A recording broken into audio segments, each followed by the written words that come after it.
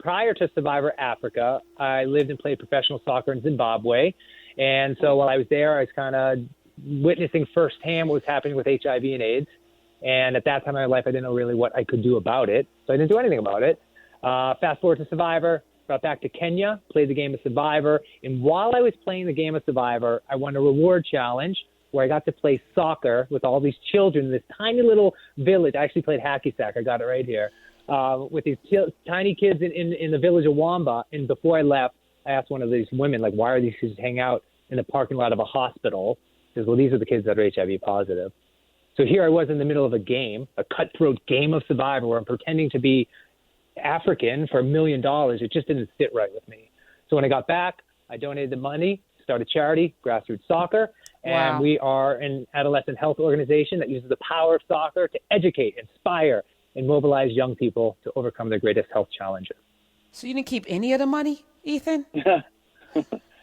Well, I kept I bought both my brother's cars. Don't get me wrong. I took my mom away on vacation. Okay. But, it was I was never motivated by the money. I was motivated by winning, like the championship. No one's going to take that away from me. The money's going to go.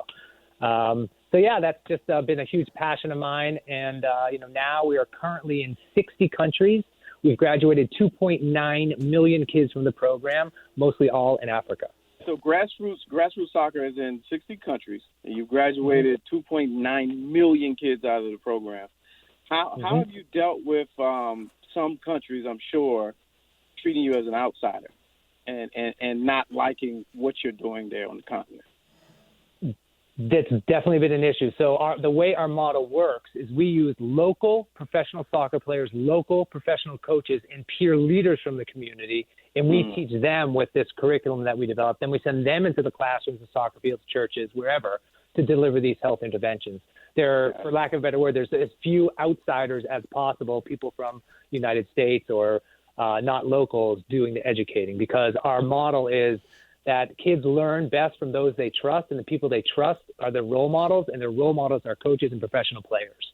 And so you drop a soccer ball down anywhere in Africa, you instantly got 25 friends. And imagine if the people that are teaching them are their heroes. Their eyes pop open, their jaws drop, and we end up changing their behavior so they can make the right choices in life. And it's been a really effective model for the past, 20 years.